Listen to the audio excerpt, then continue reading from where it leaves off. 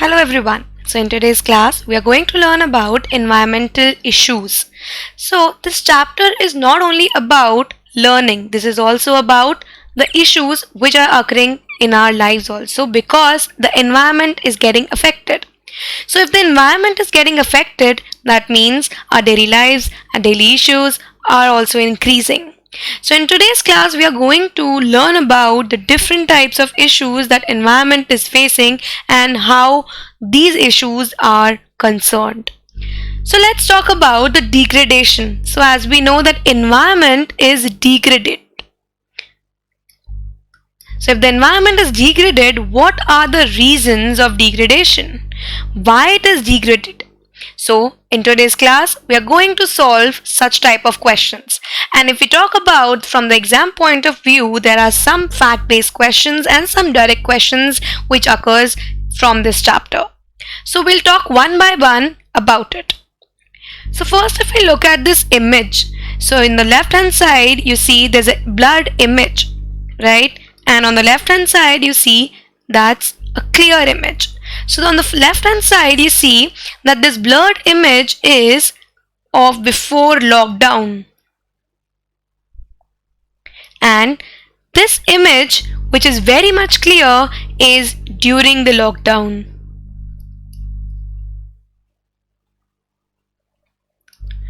So why in the first image everything is looking so blurred? So here we see our India Gate is looking blurred on the left hand side and looking clear on the right hand side. So because of the major pollutants which are there, which is making this picture blur. So if we talk about the smoke and if we talk about the fog which is making up the smog, that is actually causing this picture blurry. So this is all about the smoke and the fog which is making the smoke, and these are the pollution. Because of the pollution it is happening. So this smoke causes lot of respiratory diseases. So these respiratory diseases are very harmful and can sometimes lead to death also. Right? So when we talk about during the lockdown, so if you see there is the clear image, there is no blurred image, right? So there is no smoke which is coming up, which is actually not coming from the factories, from the vehicles, from all the waste materials which is being burned, right? That means there is no smoke and there is no smog also, because of which there's less number of respiratory disease which are being caused during the lockdown. But is it the possible reason that only during the lockdown there will be no respiratory diseases, there will be no smog? Is this the solution? So we have to think of the solutions. First we have to think of the causes, issues which are occurring in our daily life and in the environment and why it is happening. So we are going to learn this one by one in our chapter. So if you look at this beautiful image, this is Ganga River.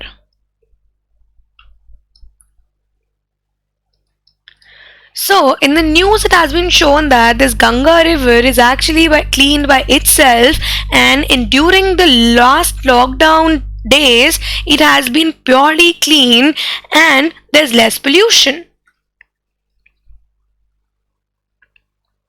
But why there is less pollution? And it is also mentioned that the water quality is improved. But why during the lockdown only, not earlier? Because there are some chemical waste, there are industrial waste, there were factories, so factory waste. These all the waste are dumped into the river. But during this lockdown, as there is no movement, there is no work, so these wastes have been reduced. So because of which the water quality has been increased, right? So when we are talking about these issues, it is not only about the air, it is also about water, it is also about soil, it is also about other natural resources. So let's see one more issue. So if you look at this, there are harmful UV rays which are coming to the earth. So these harmful UV rays are protected by something. So what is that? That is the layer. So which layer is protecting us from the harmful UV rays? That is ozone layer. So this ozone layer is actually helping everyone. It is actually helping in environmental issues, and this is protecting us from the harmful UV rays. But so as we have heard that there is a ozone hole in Antarctica. And nowadays, because of the lockdown, there's a news that this ozone hole is healing and it is completely getting filled up, and there the hole size is now smaller as compared to earlier. That is only because there is no pollution, right? There are no chemical waste, there are no factory waste, there are less pollutants. Right? So when we're talking about these things, we should first know the issues of the environment, then we should know what are the causes of it and how to solve the issues. So there was a question in our exam in NEET 2013 that in which zone the ozone layer is present. So as we know, atmosphere has different layers. So the layers the closest to the atmosphere is troposphere. After the troposphere, we have stratosphere. After the stratosphere is mesosphere. Then thermosphere. And far from the layers of troposphere or the atmosphere, we have exosphere. So in which layer ozone layer is present? So it is present in case of stratosphere layer. So the answer to the question is stratosphere, right? So we have talked about these major issues in our life, right? So these are the issues in your life, these are the issues in my life, and these are the issues of the environment, right? So we have talked about the pollution. But what is pollution? Pollution is defined as unwanted or undesirable change. Undesirable means something excess, or that excess or that something is related to air, land, water, or soil. So if we talk about the pollution, pollution is defined as unwanted or undesirable change in physical, chemical, or biological characteristics of air, land, water, soil. So if we talk about air, land, water, soil, so these all are the natural resources. So when we talk about the air, so in case of air, like there is a prevention act, right? So government is also helping in controlling all of the pollution, and because of which it is giving the laws. So government has given one air prevention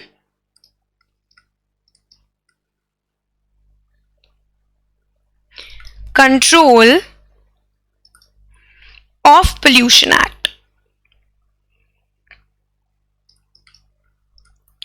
So there comes a question.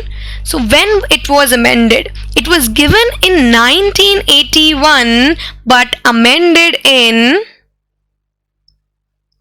1987. So you should remember this government is helping in control of the air pollution. In 1987 it was amended, right? So when we're talking about the air, it can be excess of CO2 in the atmosphere that is caused by the vehicles, by the combustion of fossil fuels or burning. When we're talking about the land, so it can be that landfill are present with some pollutants. When we're talking about the water, so it can be contamination of water.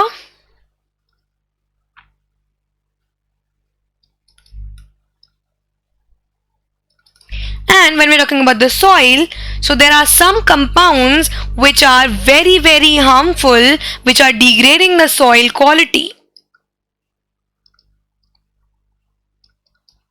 So these are the undesirable changes that are occurring in air, land, water or soil, which is leading to production of harmful conditions in the environment.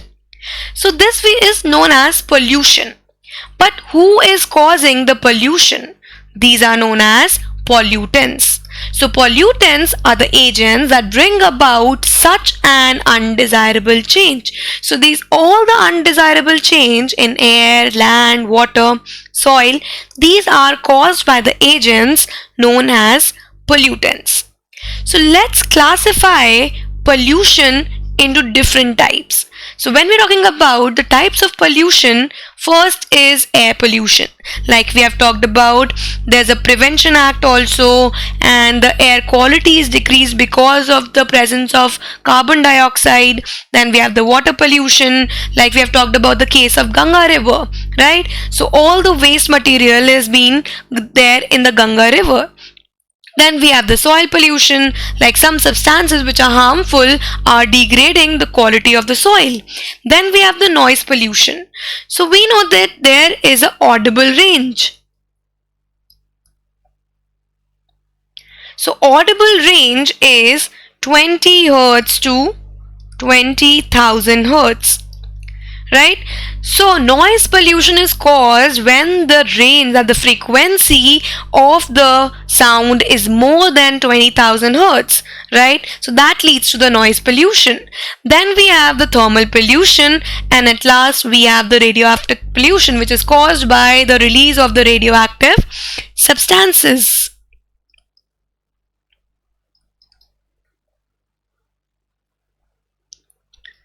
So all these types of pollutions we are going to learn in our later chapters. So this is the classification of pollution, but what about pollutants? So when we are classifying pollutants, it is based on the forms in which they are released. So it can be classified into primary pollutants and secondary pollutants. Based on the degradation, it can be classified into biodegradable pollutants and non-biodegradable pollutants. Based on the existence in nature, it can be classified into quantitative pollutants and qualitative pollutants. So these all pollutants are harmful, right? So let's talk about them one by one. First we have the primary pollutant. So when we're talking about the primary pollutant, it is based on the form.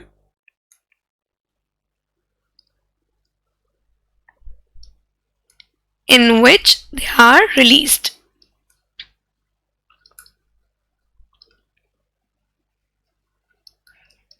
So when we're talking about the primary pollutants, substances that are emitted directly from the identifiable source, such as sulfur dioxide. That means we are able to identify the source of pollution, right? So when we are able to identify the source of pollution and we are able to know that from this source these substances are emitted, that becomes a primary pollutant. So how is sulfur dioxide a primary pollutant? So when we are talking about the sulfur dioxide, there is a burning of coal, which is the identifiable source, right? Which is releasing sulfur dioxide. So there are vehicular exhaust also, which are releasing the oxides of nitrogen. That means we are able to identify the sources, burning of coal or the vehicular exhaust. So this is known as primary pollutant.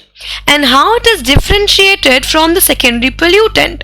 So substances derived from the primary pollutant. So you have got sulfur dioxide, you have got oxides of nitrogen from the primary pollutant. by chemical reaction with them. So we are not able to identify the source.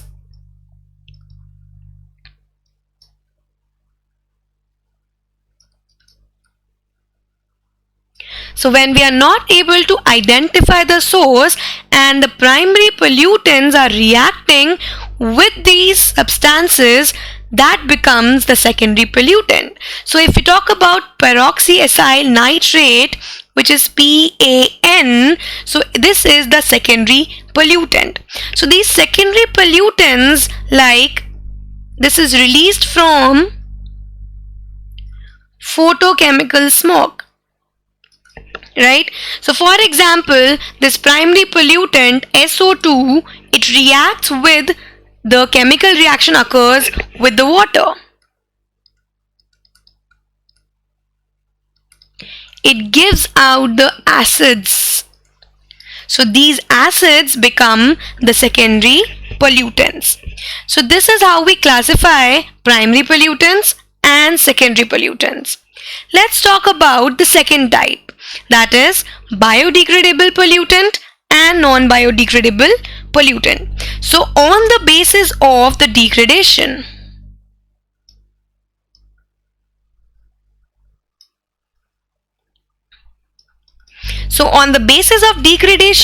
it is classified into biodegradable pollutant and non-biodegradable pollutant. So substances that are decomposed by the microorganisms or microbes. That means we are able to, or the microorganisms are able to decompose the substances like the kitchen waste, right? So kitchen waste that is coming, that is the organic matter. So for example, if you're keeping the food for 24 hours left somewhere outside, so it will be degraded or decomposed by the microorganism, so we can call it as the biodegradable pollutant. Next we have the non-biodegradable pollutant. That means substances that cannot be decomposed by the microorganisms, like plastic. So plastic, if you keep it as such for 24 hours, it will be remain as such. That means microorganisms are not able to decompose the plastic, and that is why in some states plastic is banned, because it is very harmful and it is not decomposed by the microorganisms. So this is about the, based on the degradation, it is classified into biodegradable pollutant and non-biodegradable pollutant. Let's talk about the third classification. So next we have the quantitative pollutant and qualitative pollutant. So based on the nature,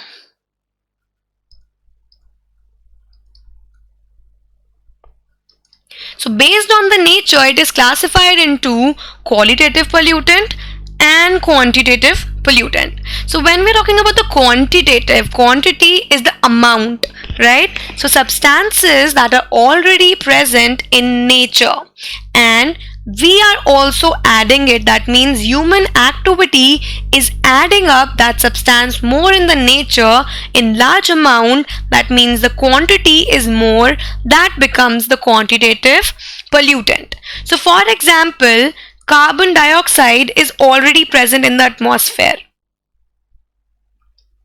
right? And with the help of the human activities like burning of coal, burning of fossil fuels,